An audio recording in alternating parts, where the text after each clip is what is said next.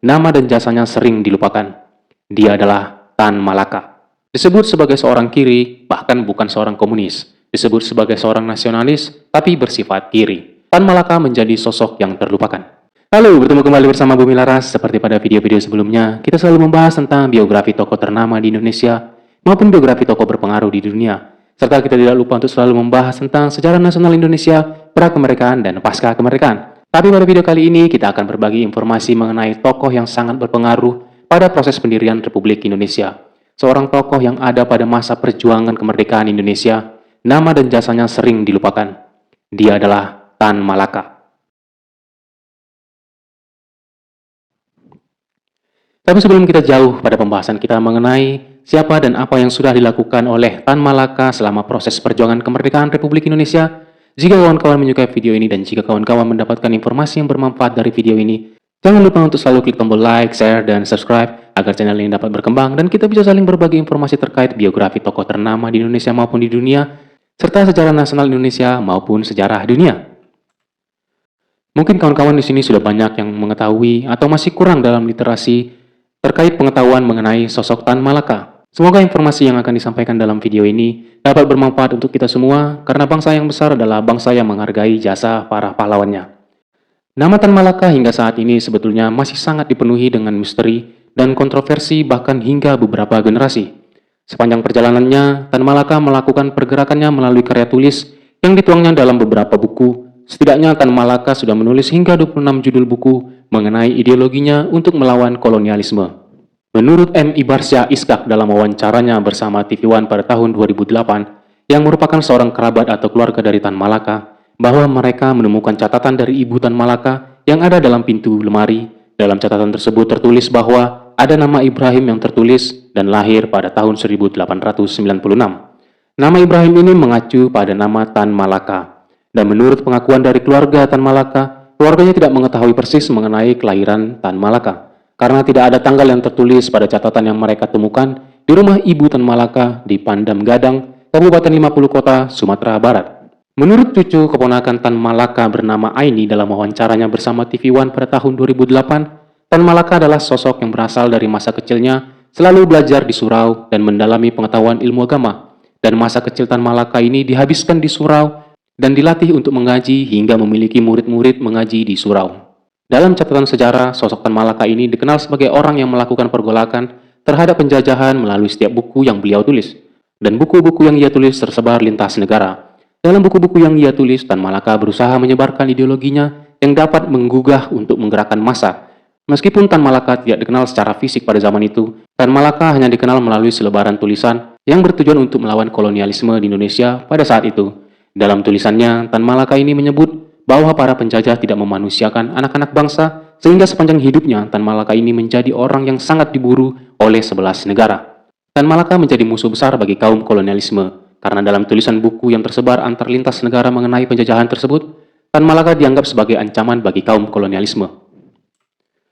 Tapi sebelum kita jauh berbagi informasi terkait Tan Malaka dalam video ini, saya informasikan kepada kawan-kawan bahwa semua informasi yang tertuang dalam video ini diambil dari berbagai sumber tulisan yang memiliki kredibilitas yang kuat, serta narasumber yang diambil dari beberapa sejarawan ternama dalam beberapa interview di media online. Jadi saya harap kepada kawan-kawan sekalian agar lebih teliti dalam menggunakan sumber sebagai ilmu pengetahuan, apalagi jika itu terkait sejarah nasional Indonesia.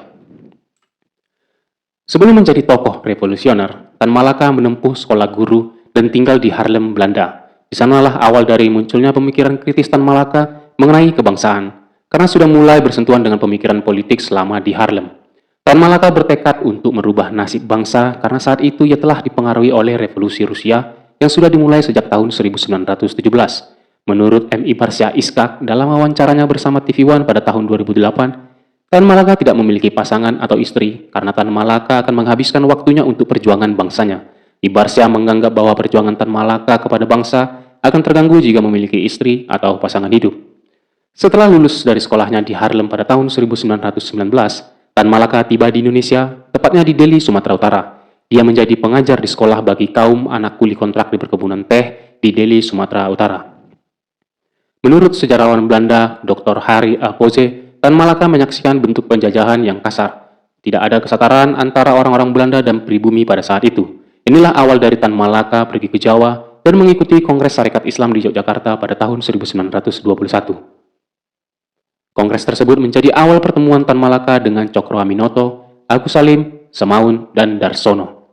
Pada tahun inilah, pada tahun 1921, Tan Malaka bergabung dalam Sarekat Islam Semarang dengan tujuan mendirikan sekolah rakyat untuk Bumi Putra. Hingga pada akhirnya, pada akhir tahun 1921, Tan Malaka menduduki puncak pimpinan di Partai Komunis Indonesia yang aktif menyuarakan perlawanan terhadap kolonialisme Belanda di Indonesia. Menurut sejarawan Belanda yang bernama Dr. Harry Apose, Tan Malaka mendapatkan pengawasan dari kolonialisme Belanda, karena kolonialisme Belanda di Indonesia pada saat itu tidak menyukai aktivitas yang dilakukan oleh Tan Malaka. Hingga akhirnya Tan Malaka ditahan oleh kolonialisme Belanda pada tahun 1922. Tan Malaka pun kemudian diasingkan ke Belanda pada tahun 1922. Sebagai orang yang paling dicari oleh 11 negara, Tan Malaka ini membekali dirinya dengan pengetahuan dalam berbagai bahasa asing, seperti bahasa Belanda, bahasa Inggris, bahasa Jerman, bahasa Rusia, bahasa Tagalog, kemudian bahasa Mandarin. Namun pada pengasingan ini, Tan Malaka tetap aktif dalam menyuarakan ideologinya. Hingga pada tahun 1922, Tan Malaka dicalonkan untuk menjadi anggota parlemen dalam Partai Komunis Belanda pada saat itu. Menurut sejarawan Belanda yang bernama Dr. Harry Apose, Tan Malaka tidak diterima sebagai anggota parlemen Partai Komunis Belanda pada saat itu. Sehingga Tan Malaka pergi menuju Rusia untuk menempuh pendidikan lanjutan dan mewakili Partai Komunis Indonesia di Kongres Kekomitean yang lebih besar. Kongres ini bernama Kongres Komunis Internasional yang keempat dan diselenggarakan pada tahun 1922. Menurut sejarawan Belanda yang bernama Dr. Harry Apose, setelah kongres tersebut, Tan Malaka diangkat sebagai agen kekomitean di Asia Tenggara pada tahun 1922, yang kemudian membawanya tiba di Kanton, Cina pada tahun 1923 untuk menemui basis dari kongres tersebut. Disinilah Tan Malaka kemudian menulis tentang pemikiran-pemikiran politiknya dalam buku yang berjudul Nar der Republik dan diterbitkan pada tahun 1925. Kemudian menurut sejarawan Belanda yang bernama Dr. H. Apose tersebut, bahwa setahun sebelum buku Nar der Republik ditulis, Tan Malaka juga menulis buku dengan judul Menuju Republik Indonesia pada tahun 1924. Karena judul dalam tulisan ini, penyebutan kalimat Republik Indonesia untuk pertama kalinya dikenal di kalangan tokoh perjuangan Indonesia. Perlu diketahui bahwa Tan Malaka ini sebetulnya memiliki gangguan atau memiliki penyakit pada paru-paru. Hingga pada tahun 1925, Tan Malaka berangkat ke Manila untuk mengobati penyakit paru-parunya dengan menggunakan nama samaran Elise Quentes. Dan pada saat itu pula menjadi awal mula Tan Malaka kehilangan kontak dengan Partai Komunis Indonesia. Kemudian pada awal tahun 1926, Tan Malaka berangkat ke Singapura dengan nama samaran Hasan Ghazali. Tan Malaka kemudian mengetahui bahwa akan ada pemberontakan yang akan dilakukan oleh PKI terhadap kolonialisme Belanda di Indonesia. Disinilah Tan Malaka menulis bukunya yang berjudul Masa Aksi pada tahun 1926 dengan tujuan untuk mencegah pemberontakan yang akan dilakukan oleh PKI. Namun pemberontakan tersebut tetap terjadi pada bulan November 1926 dan banyak merugikan perjuangan Indonesia, sebagaimana yang sudah diperkirakan oleh Tan Malaka dalam bukunya yang berjudul Masa Aksi. Inilah bentuk awal kekecewaan Tan Malaka terhadap PKI dan akhirnya membentuk Partai Republik Indonesia atau PARI pada tahun 1927 di Bangkok, Thailand. Menurut Asmun AS, seorang ketua paguyuban Murba dari wawancaranya bersama TV One pada tahun 2008, bahwa Tan Malaka melihat perjuangan bangsa Indonesia harus mendirikan satu federasi atau partai yang jelas dan bertujuan untuk mendirikan Republik Indonesia.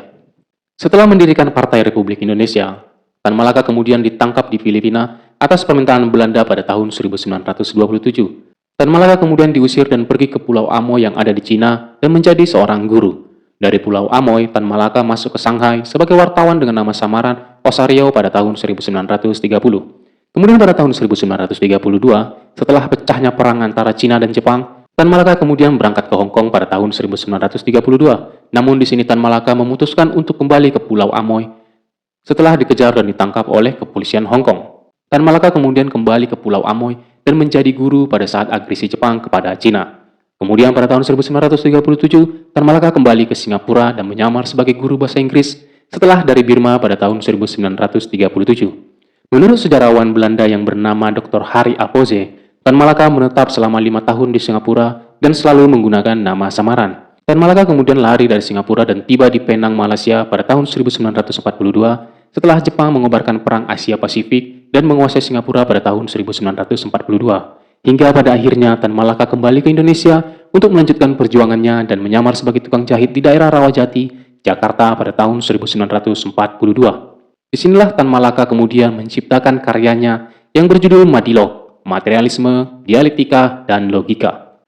Perjalanan Tan Malaka ini sudah melewati dua masa penjajahan, dimulai dari masa kolonialisme Belanda hingga masa kependudukan Jepang pada tahun 1942, hingga pada akhirnya Tan Malaka bekerja sebagai buruh atau pekerja pada tambang batubara yang dieksploitasi oleh kependudukan Jepang di Bayah, Banten. Di Banten ini, Tan Malaka giat menyebarkan ideologi nasionalis dengan melakukan penyusunan kekuatan kepada pemuda-pemuda Banten, hingga pada akhirnya kemerdekaan Indonesia diproklamasikan pada tanggal 17 Agustus 1945. Menurut sejarawan Belanda bernama Dr. Harry Apose, bahwa Tan Malaka berada pada waktu dan tempat yang salah, hingga Tan Malaka tidak pernah menyaksikan proklamasi kemerdekaan Indonesia. Setelah kemerdekaan Indonesia diproklamirkan, Tan Malaka menjumpai Ahmad Subarjo dan mengatakan ingin bertemu tokoh-tokoh Republik Indonesia. Melalui Ahmad Subarjo yang saat itu sebagai Menteri Luar Negeri pertama, Tan Malaka diperkenalkan dengan Soekarno. Menurut sejarawan Belanda bernama Dr. Harry Apose, dalam pertemuan itu Bung Karno mengucapkan bahwa jika Bung Karno tidak mampu untuk meneruskan pimpinan negara, Bung Karno akan menuliskan testamen politik bahwa pimpinan baru Republik Indonesia harus Tan Malaka. Namun ketika situasi itu terjadi, testamen yang dimaksud oleh Bung Karno tidak terjadi sebagaimana yang telah diucapkan oleh Bung Karno sebelumnya. Tidak hanya ada nama Tan Malaka, tetapi juga ada nama Syahrir, Wongsonegoro, dan Iwa Sumantri. Kemudian pada awal tahun 1945, Tan Malaka menguji rakyat tentang dukungan terhadap demokrasi dengan mengusulkan demonstrasi di Jakarta. Di tahun yang sama pula, pasukan sekutu Inggris mendarat di Indonesia dan Nika Belanda menggandeng sekutu untuk mengambil alih kembali Indonesia. Menurut sejarawan Belanda yang bernama Dr. Harry Apose, bahwa Tan Malaka beranggapan perlu adanya satu federasi atau satu partai yang melawan politik berunding yang dilakukan oleh pemerintah Indonesia dengan Belanda mengenai kekuasaan Republik Indonesia. Tan Malaka menyebut bahwa kemerdekaan Republik Indonesia sudah berada di angka 100% karena sudah dikobarkan melalui proklamasi. Atas peristiwa tersebut, Tan Malaka mendirikan PP, Persatuan Perjuangan yang berperan sebagai oposisi atas pemerintah yang mengedepankan jalur diplomasi. Tan Malaka pun mendapat dukungan dari Jenderal Sudirman yang saat itu sebagai Panglima Besar, yang menyebut bahwa Indonesia lebih baik dijatuhi atom daripada kemerdekaan yang kurang dari 100%. Aksi Tan Malaka kemudian dianggap sebagai ancaman oleh pemerintahan Soekarno-Hatta, hingga akhirnya Tan Malaka ditangkap dan hidup dari penjara ke penjara di Jawa Tengah dan di Jawa Timur hingga pada September 1948.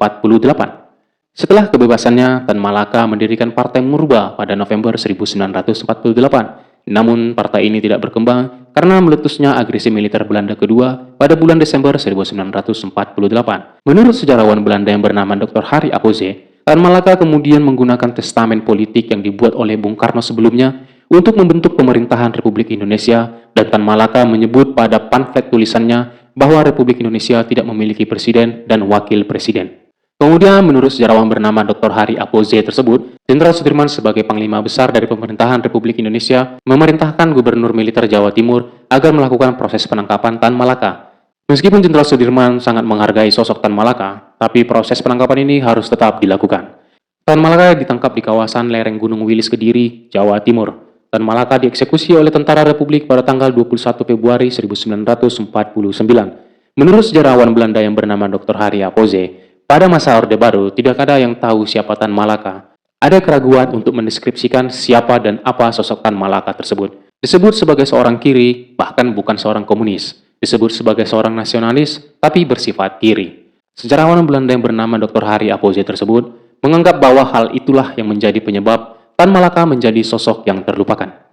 Tan Malaka dilihat sebagai sosok yang sangat revolusioner melalui bukunya yang berjudul Nar de Republik. Buku ini ditulis pada tahun 1925 di Cina. Dari catatan sejarah, Tan Malaka dianggap sebagai orang yang pertama memiliki gagasan tentang berdirinya Republik Indonesia. Pemikiran yang ditulis dalam buku dengan judul Nar de Republik tersebut dianggap telah mendahului zaman. Karena pada tahun-tahun sebelum buku tersebut ditulis oleh Tan Malaka, bahwa belum ada semangat kebangsaan untuk mewujudkan kesadaran nasional, dan buku tersebut berisikan tentang pemikiran untuk mewujudkan bangsa.